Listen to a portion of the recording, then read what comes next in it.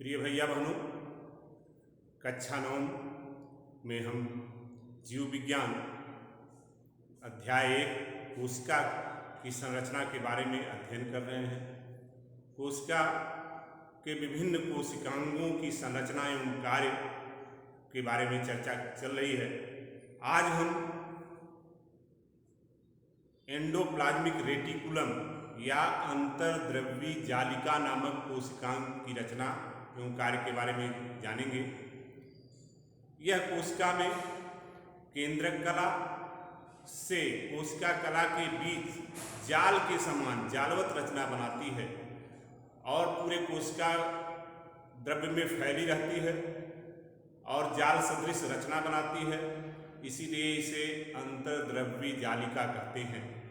अंतर्द्रव्यी जालिका की खोज सन 1945 में के.आर. पोर्टर नामक वैज्ञानिक ने की थी।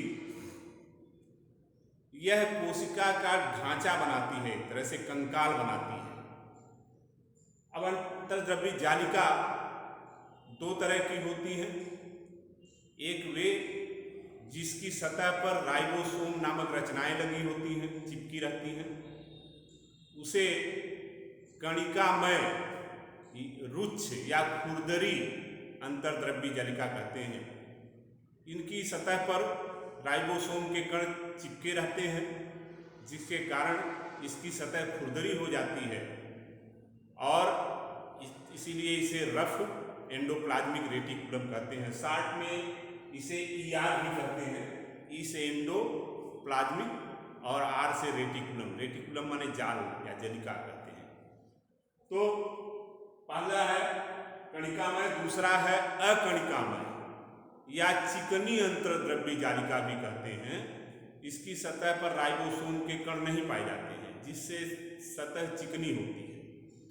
तो ये दो तरह की अंतर्द्रव्यी जालिकाएं पाई जाती हैं कोशिका में।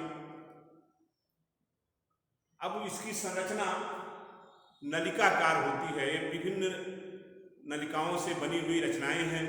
अनेक नलिकाएं आपस में जुड़ती हैं या कोशिका कला से केंद्रक कला को जोड़ने का कार्य करती हैं। तो नलिकाओं से बनी हुई रचना है। यह नलिकाएं भी 3 प्रकार की हो सकती हैं। एक वे नलिकाएं जो शाखा विहीन होती हैं, यानी जिसमें से शाखाएं नहीं होती हैं और एक दूसरे के समानांतर फैली रहती हैं, ऐसी नलिकाओं को सिस्टर्नी कहते हैं। ये जो सिस्टर्नी, जैसे ये है शाखा विहीन जितनी भी है, या ये इसमें शाखा है, तो शाखा विहीन नलिकाओं को सिस्टर्नी कहते हैं। और जो नलिकाएं शाखा युक्त होती हैं, शाखान्वित होती हैं, ऐसी नलिकाओं को नलिका कहते हैं। नलिका या नलिकाएं कहते हैं। इसमें अनेक गोलाकार रचनाएं भी पाई जाती हैं ये बीच बीच में, जिसे थैलियां कहते हैं। तो इसकी संरचना में 3 तरह के रचनाएं भाग लेती हैं। एक तो सिस्टर्नी, नलिकाएं और थैलियां। इनके बीच जो तरल पदार्थ है, इनके बीच के स्थान को गुहा कहते हैं या एंडोप्लाज्मिक गुहा, और इसमें भरे तरल पदार्थ को मैट्रिक्स कहते हैं। तो इस तरह से अंतर्द्रव्यी जालिका की जटिल संरचना पूरे कोशिका में फैली रहती है और सभी कोशिकांगों को एक तरह से बांधे रखती है और कोशिका का कंकाल बनाती है। जाल जैसी रचना के रूप में फैली रहती है कोशिका द्रव्य में।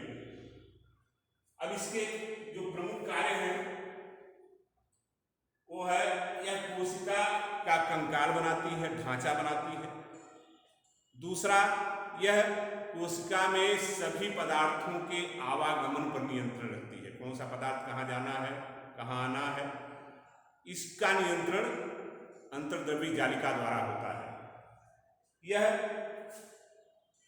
इसमें जो खुरदरी या कणिकामय अंतर्द्रव्यी जालिका होती है, जिसकी सतह पर राइबोसोम होता है, वह प्रोटीन संश्लेषण का कार्य करता है। क्योंकि राइबोसोम प्रोटीन का निर्माण करता है, तो प्रोटीन संश्लेषण का कार्य यह अंतर्द्रव्यी जालिका भी करती है, क्योंकि इस पर राइबोसोम पाया जाता है। और जो चिकनी है यानी जिनकी सतह पर राइबोसोम नहीं है, वह ग्लूकोज का संग्रह करती हैं, ग्लाइकोजन के रूप में ग्लूकोज का संग्रह करने का कार्य करती हैं। इसके अलावा अंतर्द्रव्यी जालिका एक कोशिका का दूसरे कोशिका से संबंध बनाए रखती है, यानी एक कोशिका को दूसरी कोशिका से जोड़ती है। यह केंद्रक कला का निर्माण करती है। जब नया विभाजन के बाद नया केंद्रक बनता है तो उसकी जो झिल्ली होती है केंद्रक की, उसका निर्माण करने का कार्य करती है।